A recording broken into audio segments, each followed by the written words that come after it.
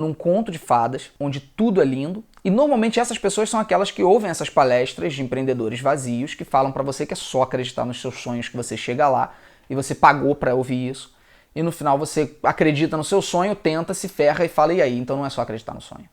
Então é além. Essa necessidade das pessoas de acertar o tempo inteiro e o medo do fracasso, o medo do erro faz com que elas desistam do empreendedorismo. Isso não pode existir na vida de qualquer empreendedor. Você, como eu falei, você tem que estudar os fracassos. Você tem que estar preparado para eles. Então eu não penso em desistir, já pensei em mudar, já pensei em trocar, já pensei em ir por um caminho talvez mais fácil. Dizer que não seria demagogia, seria mentira, mas no final das contas eu sempre penso no que vale mais a pena. É inovar, é crescer num mundo onde poucas pessoas exploram e você está criando coisas novas, ou é simplesmente fazer aquilo que eu não ia ser feliz fazendo, mas ia me dar estabilidade e segurança. Eu prefiro arriscar. Esse conceito o empreendedorismo de palco, ele me irrita porque ele não forma empreendedores, ele forma... São eternos aprendizes, pessoas que entendem a teoria toda do mundo dos negócios, sabe, no final vai dar consultoria pra fulano e beltrano e não faz a menor ideia do que é na prática. Cara que dá aula sem nunca ter aberto um CNPJ na vida. Abriu um CNPJ do curso. Então essa coisa pra mim forma, com perdão da palavra, sem fazer qualquer conexão com orientação sexual, forma maricas. No sentido de frouxo, no sentido de fraco, no sentido de despreparado, que na primeira adversidade pula fora do barco. Que na primeira dificuldade, o mundo não é a cor de rosa como aquele empreendedor me falou no palco, como ele me encheu de esperança e falou que eu tinha tudo que era preciso. Não, você não tem tudo que é preciso. Você tem que buscar o que é preciso, você tem que ler, estudar que nem um desgraçado. Você não tem tudo que é preciso, ninguém tem. Ninguém nunca vai ter. Até porque é preciso pra quê? Pra algo que ainda não foi criado. Como é que você sabe que você tem o que precisa pra algo que nunca foi criado? Você só vai conseguir criar se você se alicerçar. Se você criar sua base, sua estrutura, seu conhecimento, sua capacidade intelectual de alcançar os objetivos que você quer alcançar. E aí talvez você se sinta preparado para aquilo e talvez você consiga. E mesmo assim pode ser que não. Então de que adianta você ouvir alguém dizendo que você tem tudo que você precisa pra dar certo? Eu acho que é uma questão mesmo de botar na balança se vale a pena gastar dinheiro com um discurso vazio ou se vale mais a pena ir numa livraria, comprar 50 livros, ir pra casa e comer todos eles. Pode ser que 30 sejam inúteis, mas 20 podem te ajudar. É muito subprecificado o valor de um livro, né, cara? Com certeza. O empreendedorismo, sem dúvida, ele é capaz de alavancar uma economia de maneira brutal. Eu acho que isso é muito claro para qualquer pessoa. É uma pena que a gente viva num país que tenha virado um país de luta de classes, uma luta constante de classes. Nós tivemos um governo que durante muitos anos fomentou o pobre, fomentou as classes C e D a odiarem as classes A e B e criou esse pensamento de classe média é negativa, classe média é o vilão, classe média tem que acabar porque a classe média é isso, classe média é aquilo, e esse governo conseguiu com maestria destruir a classe média brasileira, maquiando números para mostrar que as classes menos favorecidas tinham subido e agora está todo mundo voltando para o mesmo lugar de onde estava. E a grande consequência negativa desse pensamento foi que hoje o empresário, o empreendedor, ele é vilão no Brasil. Ele é o cara que está tirando minha oportunidade, ele é o cara que tá pensando que é melhor do que eu, ele é o vilão. A gente tem um país onde as leis trabalhistas são mal formuladas, onde todo o sistema trabalhista é extremamente mal feito, mal construído, mal encaminhado, onde você tem pessoas que acreditam que têm muitos direitos resguardados e que não entendem nem um pouco o reflexo disso no todo. E no final das contas a gente morre muito em função da falta de incentivo para o empreendedor, principalmente o microempreendedor.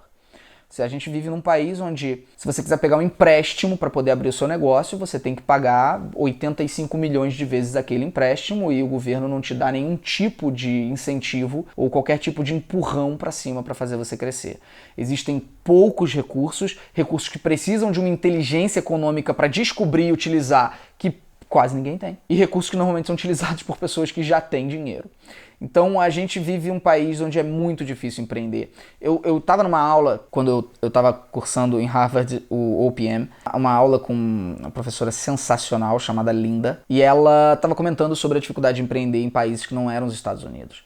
e que existia um ranking que classifica esses países, né, com dificuldade.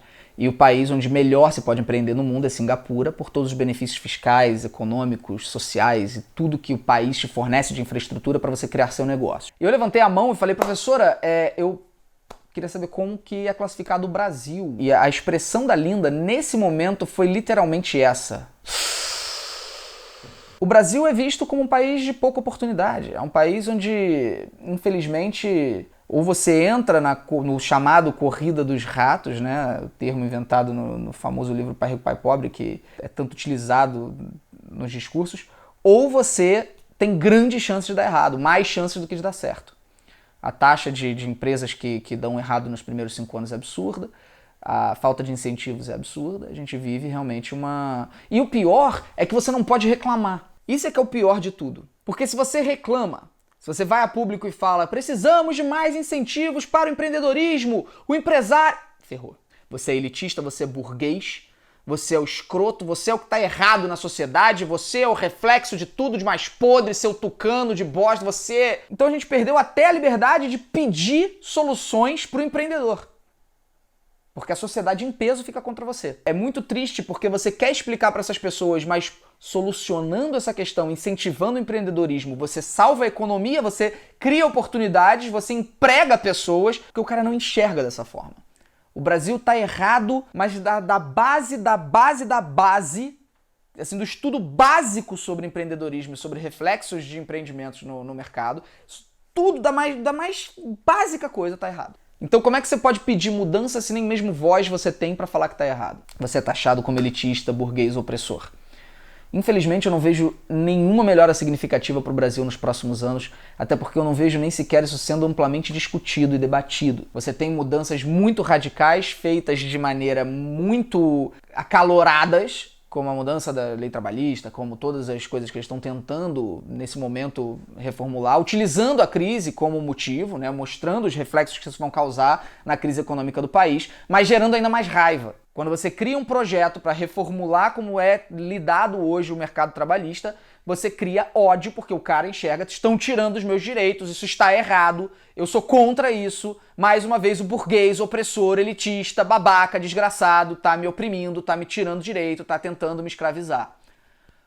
Mas e o todo? O que deveria ser feito? Cadê a educação desse povo para entender o que acontece quando você cria um mercado um pouco mais liberal, quando você cria mais oportunidades para o empreendedor, quando você abre mais para as pessoas, criem seus negócios. Cadê o todo? Cadê a visão do todo? Não tem hoje no Brasil, não tem visão de todo. Tem visão aqui, ó, do microcosmo, do meu trabalho, do meu emprego, da minha segurança, que não pode ser tocada, porque senão é escândalo. E se você tenta abrir uma empresa, você já é visto como, olha aí, ó, tá achando que é empresário, olha lá, tá abrindo empresa. Então, infelizmente, enquanto essa mentalidade não for reformulada no Brasil, dificilmente a gente vai ter um país empreendedor. Que nós não somos hoje um país empreendedor. Nós somos um país que tem uma população tão incrível, tão criativa, tão maravilhosa, que mesmo com tudo contra, tudo, governo, população, leis, tudo é contra o empreendedor, ainda assim a gente consegue criar grandes negócios, cara. Porque o brasileiro é inacreditavelmente criativo. Ele é incrível.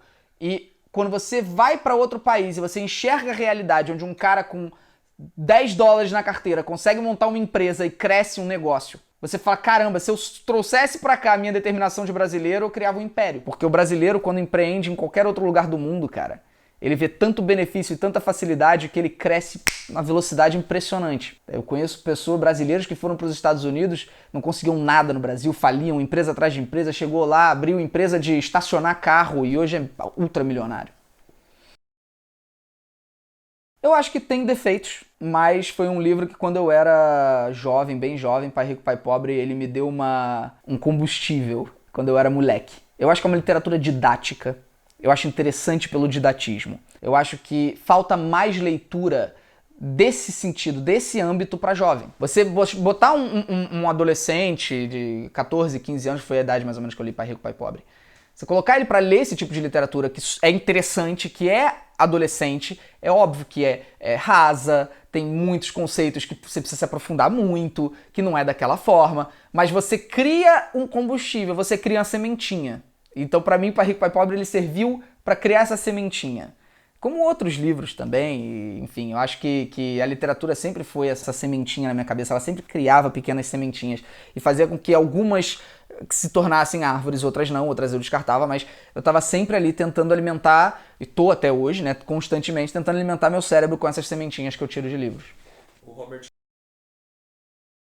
Eu fui o primeiro canal em língua portuguesa a fazer 1 milhão de inscritos no YouTube. Numa época em que ninguém falava muito de inscrito, não era nem um número muito falado.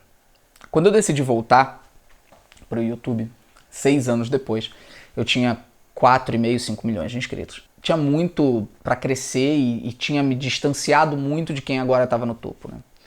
Então foi um trabalho muito forte, de recriar a minha imagem, aquele cara revoltado de óculos escuros, para um cara leve, feliz, que eu sou. Eu queria mostrar mais quem eu era, menos um personagem. Queria mostrar para as pessoas que eu era capaz de levar amor. Eu tinha vencido pelo ódio, tinha vencido pela raiva, tinha vencido pelo questionamento, tinha vencido pelo dedo na ferida. Será que eu conseguia vencer pelo amor? E eu venci 80 vezes mais pelo amor do que pelo ódio.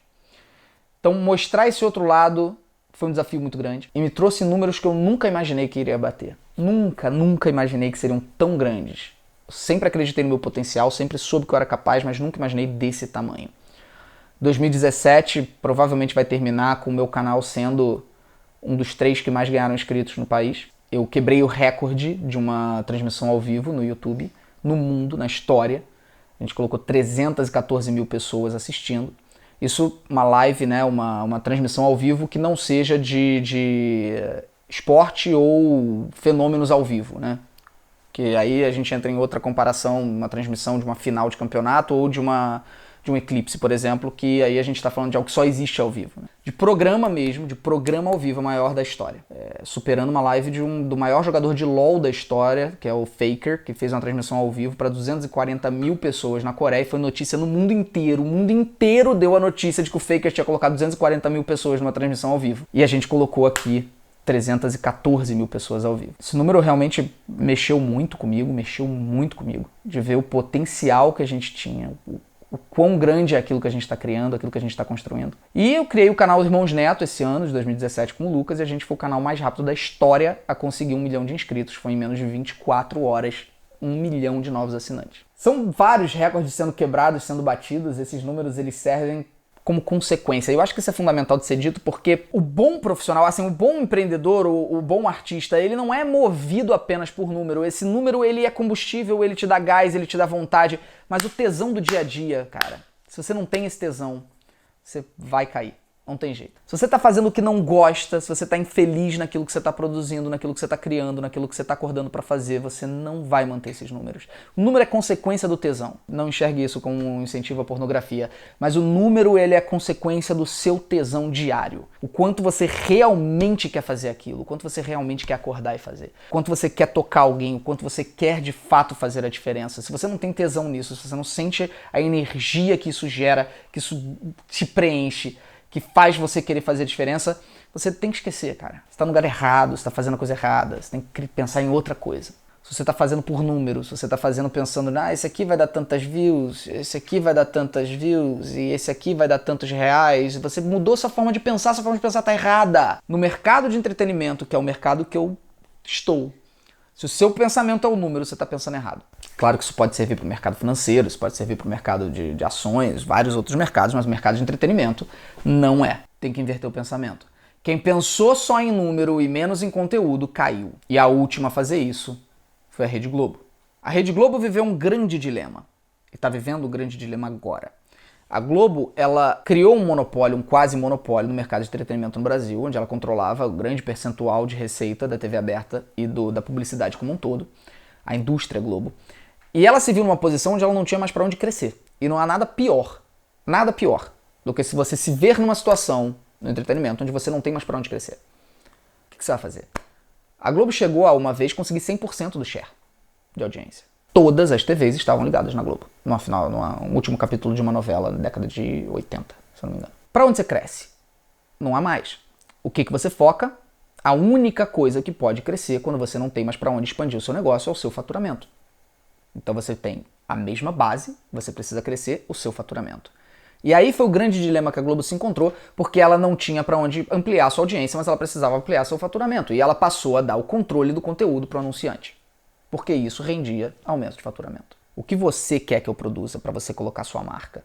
Como você quer que eu me comunique para você colocar sua marca? Isso acabou, isso estagnou o entretenimento brasileiro por décadas. Isso fez a gente ficar anos-luz do mercado internacional em questão de entretenimento. Acabou a inovação. A Globo matou a inovação, sentou em cima dos números e só criou para o mercado. Com isso você tem uma réplica de conteúdo constante, onde a única coisa que muda é a quantidade de inserção publicitária. A Globo, que ela não esperava, o que ela não acreditava, imaginava, é que iria surgir de fato uma revolução. E essa revolução se chamava entretenimento digital. Se ela tivesse previsto isso, ela tinha mudado lá atrás. Lá na década de 90, quando ela começou a institucionalizar tudo e começou a deixar tudo exatamente da mesma forma dentro das mesmas caixas, de programas que iam durar 15, 20 anos. Lá atrás ela teria mudado. E hoje ela seria a maior rede de televisão do mundo. Porque ela tinha poder demais. Se ela tivesse investido no digital antes de qualquer outro, hoje ela seria a maior rede de comunicação do planeta. Só que ela errou. Ela sentou no número. O entretenimento você não pode sentar no número. Então, a partir desse momento em que a Globo tomou essa atitude, ela viu o seu conteúdo ficando estagnado e perdendo conexão com o público jovem, que agora tinha uma alternativa. E essa alternativa não era Record fazendo as mesmas novelas com qualidade inferior. Essa alternativa agora eram influenciadores digitais falando a língua desse jovem, olhando no olho dele e fazendo ele se convencer de que aquele conteúdo era bom. Aquilo foi uma disruptura completa. Como é que um bando de adolescente retardado nas suas salas, nos seus apartamentos, gravando vídeos mambembes em câmeras ridículas com iluminação patética, podia representar algum tipo de ameaça para a Globo? Eles não trataram isso como uma ameaça até pouco tempo atrás. Quando a Globo de fato percebeu que ela tinha perdido o público jovem completamente, que esse público jovem tinha se desconectado da televisão aberta e da transmissão ao vivo, que ele tinha se conectado ao on-demand completamente, já era tarde demais para ela se tornar o que ela poderia ter se tornado. A Globo, eu acho que é o exemplo perfeito de como sentar no número é a pior coisa que você pode fazer no entretenimento. E no nosso caso, resultou infelizmente num atraso completo de conteúdo. Por que a Globo nunca produziu um Game of Thrones? Não é falta de dinheiro, isso eu te garanto que não é falta de dinheiro. Porque não precisava. Por que a HBO cria o Game of Thrones? Porque se ela não criar, ninguém assiste HBO. Por que eu vou assistir HBO? Tem que ter alguma coisa para eu assistir. Então a HBO cria o Game of Thrones, a outra cria o How I Met Your Mother, a outra cria Family Guy, a outra cria... Assim você cria uma disputa de canais de televisão nos Estados Unidos, onde eles se estapeiam tentando produzir a melhor coisa possível para a audiência. O anunciante vem depois. Aí o anunciante se adapta àquele conteúdo excelente que foi criado pensando no público. Se o Brasil fosse produzir Game of Thrones, o que ia ter? Ia ser, de fato, uma cena de sexo a cada 5 minutos, mas não ia ter violência, não ia ter sangue, não ia ter palavrão, não ia ter realismo. Ia ser aquela coisa dramatizada, né? Onde ia entrar a Regina Duarte vestida com cachecóis e coisas de plumas e ia falar aquele texto que a Globo se notabilizou em fazer, que é sempre um texto politicamente correto. Mas a inovação, a disruptura, o desligamento completo do que as pessoas estavam acostumadas para apresentar algo novo, como a TV americana faz o tempo inteiro, a TV inglesa faz o tempo inteiro, a TV alemã faz o tempo inteiro, não ia ter. Eu contei essa história toda porque a Globo é o exemplo perfeito do que não se deve fazer quando você tem grande audiência. Não se deve ficar conformado com a sua audiência. Porque no momento que você se conforma com a audiência que você tem, você perde essa audiência. Eu acho que hoje o Brasil está vivendo uma crise filosófica gigantesca, onde é a disputa pelo like do textão de lacração. A disputa pelo like do textão de lacração é o seguinte: são os fiscais do politicamente correto. Eles sabem que no momento em que eles encontram alguma coisa que rende um textão de Facebook, aquele textão de Facebook tem like pra caramba, compartilhamento pra caramba. É uma disputa de ego pra ver quem vai descobrir o primeiro problema mais rápido. Então isso gera discussões que são imbecis, completamente desnecessárias, no meio de várias discussões que são muito importantes. E nisso vira uma zona. Porque você tem argumentações extremamente plausíveis, como a representatividade negra em produtos de sucesso, que precisa ser falado sim, precisa ser comentado sim, precisa ser dialogado. E você tem textos falando, por que a drag queen negra faz menos sucesso do que a drag queen branca? Que nem eu acabei de ler agora. Um textão de Facebook da pessoa falando que tem uma drag queen negra que se chama Lineker, que faz menos sucesso que a Pablo Vittar. E o texto fala que faz menos sucesso porque ela é negra. No que isso ajuda? No que isso agrega? Porque não é. É puramente que a Pablo Vittar é muito mais pop. Você ouve as duas músicas, você coloca as duas músicas em comparação, os dois clipes, as duas estruturas que foram montadas, e você vê claramente que a Pablo Vittar é mais popular. Qual é o problema? Então você transforma discussões que são extremamente importantes, você coloca todas essas discussões importantes numa cesta onde tem milhões de textões de lacração completamente inúteis. E nisso você vira uma zona onde é difícil separar o joio do trigo. E você cria radicais.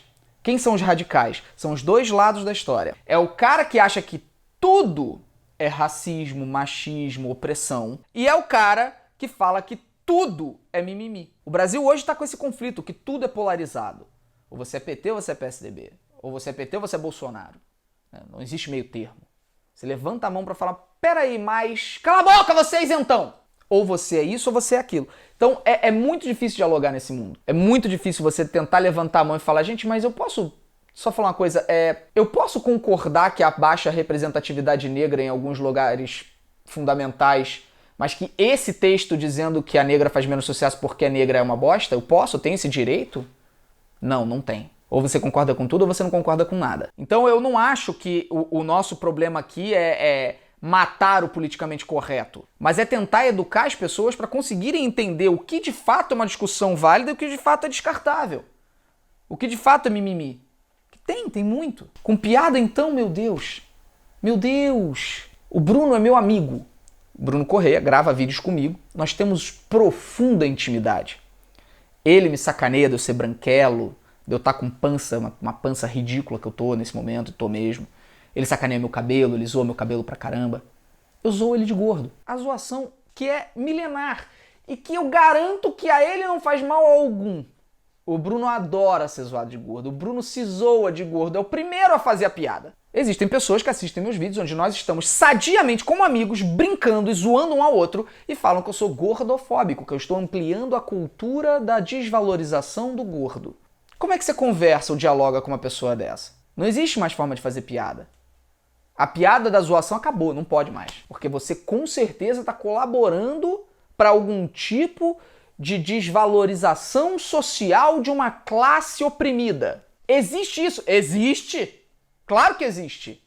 É óbvio que existe. É óbvio que existem pessoas, existem grupos que foram marginalizados, que foram segregados, que foram tratados de maneira esdrúxula. Grupos que a gente de fato precisa ter um cuidado maior. Mas todos? E todo o tempo, todas as piadas? Não. Custa a gente encontrar um meio termo, custa a gente brincar, custa a gente dialogar, custa a gente tentar conviver em harmonia, sem esse dedo na cara, esse xingamento, essa gritaria que está sendo feita hoje. É muito difícil fazer piada hoje no Brasil, mas também não dá para reclamar, porque eu acho que deve ser muito mais difícil ser negro, ou ser gay, ou ser gordo, ou ser qualquer outra coisa. Então, eu evito também ficar reclamando, porque eu prefiro continuar fazendo o que eu acredito, continuar fazendo o que eu gosto, o que eu amo, e deixar, se a crítica construiu alguma coisa pra mim, eu uso. Se não construiu, eu descarto. Se o cara me chama de gordofóbico porque eu usou o meu amigo, porque eu tô brincando com o meu amigo, eu não vou dar atenção. Eu não vou dar atenção. Agora, se um cara de fato me faz ver que eu dei uma opinião que pode soar como demérito a um negro, por exemplo, eu tento refletir. É verdade ou não é? Realmente o que eu falei aqui é uma consequência de talvez um traço que eu tenha de desvalorização da cultura negra. Vou repensar. Ou não concordo. Eu acho que não. Eu acho que branca pode usar trança sim, qual que é o problema? Eu acho. Mas eu dou essa opinião, mas sai gente do bueiro me xingando. Você que é branca, apropriação cultural, como assim? Uma branca usa trança, tá pegando a cultura do negro, tá... Então é muito difícil hoje você conviver porque você ficar em cima do muro tentando enxergar o que de fato é válido e o que não é, faz de você um vilão. Então, vilões seremos. Eu acho engraçado que a escola brasileira faz você entender que é muito importante compreender a relação entre os átomos de uma molécula e faz você conhecer profundamente o que um carbono com H2O e não sei o que. Vocês podem ver que eu faltei um pouco às aulas. A importância disso, é impressionante a importância que a escola brasileira dá para isso. A importância que ela faz de uma pessoa que claramente tende a matérias humanas ter que aprender profundamente conhecimentos de matérias exatas que para ela serão inúteis. Inúteis. Eu falo isso com tranquilidade. Serão inúteis. Mas se recusa a ter aulas que de fato vão mudar a vida de um jovem. Por que não é ensinado qualquer qualquer questão financeira de fato, de economia, de planejamento, porque isso não é matéria escolar. Eu até hoje não consigo entender, ninguém nunca conseguiu me dar uma resposta. Por que isso não está no jovem? Por que isso não está na escola? Por que jovem não aprende Constituição? Como é que você... Em que mundo você vai me convencer que é mais importante eu aprender a fórmula de Bhaskara do que a Constituição brasileira? A criança hoje, o jovem, ele sai da escola sem ter noção de quase nada do que é fundamental para a vida dele. As escolas brasileiras hoje, elas são formadores de decorebas para passar no Enem. Elas funcionam dessa forma. O problema não são os professores são heróis nesse país, porque ganhando o que ganham, tentar fazer o que fazem é heróico. Mas o sistema de ensino está todo errado. Totalmente errado, totalmente equivocado. Da literatura à matemática, a gente força nossas crianças a lerem Machado de Assis quando não tem nenhuma capacidade intelectual ainda de compreensão do que é Machado de Assis. A gente faz os jovens detestarem literatura. Por quê? Porque existe uma banca de senhores de terno e gravata que sentem a importância de que o jovem esteja lendo todos os movimentos literários brasileiros. E no final, qual é o resultado disso? Você tem um bando de jovem que fala que leitura é um saco. A mesma coisa acontece. Por que o jovem não aprende sobre empreendedorismo? Por que não aprende sobre um pouquinho, não é muito, sobre liderança, sobre gestão? Não estou falando para aprender aspectos técnicos de gestão de empresa, é lógico que não, mas um pouco sobre liderança já seria uma grande diferença. Entender como funciona a liderança, não é o papel de liderar funcionários, não é disso que eu estou falando, é de liderança da própria vida, de liderança daquilo que você tem ao seu redor. Como é que eu me torno um líder? Como é que eu me torno alguém capaz de guiar o meu próprio caminho? Nenhum jovem aprende isso no Brasil hoje. Nenhum. Então, a escola hoje ela deveria se preocupar menos com o Enem. Ela deveria ser moldada para tirar o melhor de cada indivíduo. O método de ensino está equivocado. A vontade de querer colocar todo mundo exatamente da mesma forma é o que mata muitos jovens no Brasil. Eu acho que a importância que hoje existe para finanças pessoais, né, para você entender como funciona os seus gastos, para você entender até onde você pode gastar, até onde você tem que economizar e de que forma você deve administrar seu dinheiro, é um dos aspectos mais importantes do Brasil que não é levado a sério. O máximo que a gente tem no Brasil sobre esse aspecto é o Fantástico fazendo uma matéria ou outra com o economista não sei o que vai falar, então, gente, você tem que entender que quando você faz um consórcio na Casa Bahia, você tem que pagar todo mês. Então aquele valor ali, no final, vira uma bola de neve, não sei o que. O básico do básico do básico. Se a gente ensinasse para as nossas crianças como funciona, como de fato você tem que planejar seu dinheiro, como de fato você pode enxergar só a diferença entre ativo e passivo, cara, não é difícil. Não é difícil. Você pegar um jovem de 15 anos e mostrar pra ele a diferença de um ativo e de um passivo já vai fazer ele sair da escola pensando menos em comprar um carro e pensando mais em comprar um apartamento. Mas não se ensina. Não se fala nada sobre questão financeira na escola. Nada, nenhuma vírgula. Então, é muito difícil você cobrar que a população brasileira tenha qualquer inteligência nesse sentido. Eu sou um cara que não gosto de lidar com dinheiro. Eu não gosto de lidar com dinheiro. Não gosto, é uma coisa que de fato eu aprendi, eu fiz bem. Até onde foi necessário eu administrei meus investimentos, eu poupei sempre que precisava poupar. Eu morei num apartamento de 70 metros quadrados durante vários anos. Então eu sabia que precisava economizar para investir nos meus negócios. Hoje, graças a Deus, é muito trabalho. Eu tenho uma equipe que faz isso para mim, eu sei exatamente o que eu preciso, até onde eu posso ir, o que eu posso comprar, o que eu não posso comprar e onde meu dinheiro está sendo investido. Mas, se eu não tivesse estudado e entendido isso, lá atrás, quando eu comecei a ganhar meu dinheiro com meu canal no YouTube, eu teria torrado em carro fantástico, em viagens fantásticas e o tempo inteiro roupas das mais caras possíveis e teria comprado um apartamento irado e estiloso e no final eu teria visto que meu patrimônio se resume só àquele apartamento, porque todo o resto que eu comprei não era um ativo. Então, essa noção precisa ser dada para os nossos jovens, entendeu? Ele precisa sair da escola pensando nisso. Menos em comprar carro, mais em comprar um imóvel. Por que não tem essa percepção? Por que tanto desespero em comprar bens de consumo que são absolutamente inúteis? Eu não tô falando que ter um carro legal é errado. Hoje, se eu quiser, eu já posso comprar. Hoje, finalmente, nessa situação que eu me encontro hoje, seria legal ter um carro bacana. Até penso nisso. Talvez compre. Mas até hoje não comprei. E não me fez falta. Então, é saber qual é a necessidade, até onde você tem que ir com o seu dinheiro para você investir e transformar o seu dinheiro em seu funcionário. Seu dinheiro é seu melhor funcionário. Nenhum funcionário vai ser tão bom quanto ele, porque ele não pede demissão, ele não para de trabalhar em nenhum momento, ele trabalha 24 horas por dia, 7 dias por semana. Então é o melhor funcionário que existe, só que você não enxerga seu dinheiro como seu funcionário, você enxerga seu dinheiro como que bacana, posso comprar coisinhas legais. Então, enquanto você não enxergar seu dinheiro como funcionário, você não entendeu como funciona. Você provavelmente tá fadado a se dar bem mal. Tem que botar seu dinheiro para trabalhar. Eu penso muito, quando eu acordo, que eu preciso me sentir feliz. Porque é muito difícil, porque eu acordo com muito mau humor. Mas eu tento pensar isso. Eu tento pensar o seguinte. Eu preciso sentir que meus dias valem a pena. Se meus dias não valem a pena, não tem porquê. Não tem porquê, cara. Eu prefiro não ter dinheiro nenhum, morar num lugar paupérrimo, mas que eu possa fazer o que eu amo. Que seja, sei lá, se eu fosse... Eu gosto de varrer rua. Eu gosto de fazer prancha de surf. Não importa. O que é que eu gosto?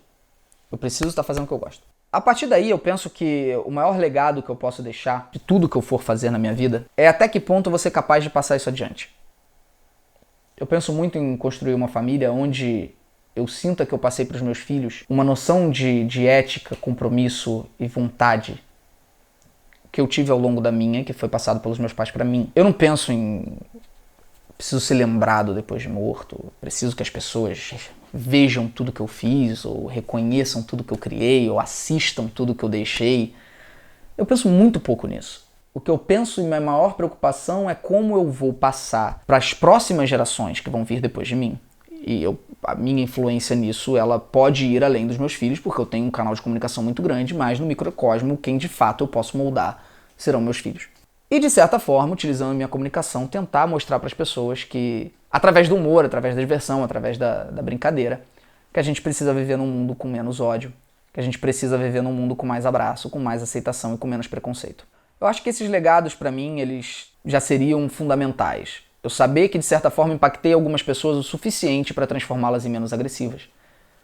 Assim como eu me tornei menos agressivo. Fazer com que elas se tornem menos agressivas, se tornem mais amantes do ser humano.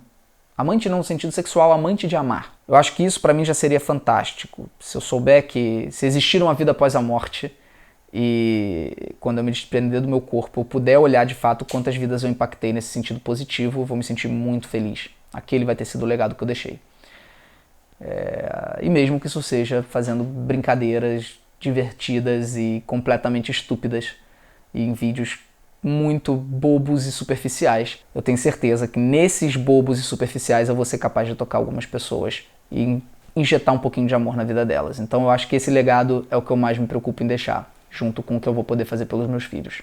E em relação ao meu próprio futuro, em relação ao que vai vir pela frente, eu já, de fato, construí um patrimônio que hoje seria muito difícil, né, de destruir, de simplesmente perder. Então hoje o que eu penso é felicidade. É como eu vou acordar me sentindo bem, é como eu vou acordar me sentindo feliz com o que eu faço e gerar oportunidades também. Eu gosto de gerar oportunidades, eu gosto de saber que existem diversas pessoas contratadas, que existem famílias que ganham dinheiro, que existem pessoas que estão envolvidas no projeto. Eu gosto de vê-las crescer, eu gosto desse ambiente onde a minha equipe se torna parte integrante de uma família secundária. É óbvio que existe a minha família que nunca nada vai chegar ao pé, mas uma família secundária, uma família de pessoas dedicadas. Eu gosto de saber que eu faço essa diferença para as pessoas.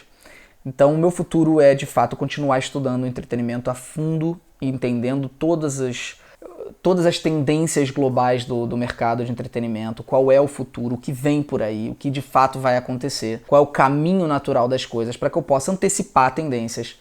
E assim como eu falei em 2011, que a Globo ia passar pela maior crise da sua história nos próximos anos. E as pessoas me chamaram de maluco e falaram que eu era retardado e que outros empresários já tinham previsto a mesma coisa, não tinha dado em nada. Eu possa ser capaz de continuar fazendo projeções que se tornem realidade e que eu possa surfar dentro dessas ondas, dessas mudanças de mercado. Eu acho que esses serão os próximos capítulos da minha vida, pelo menos no futuro breve.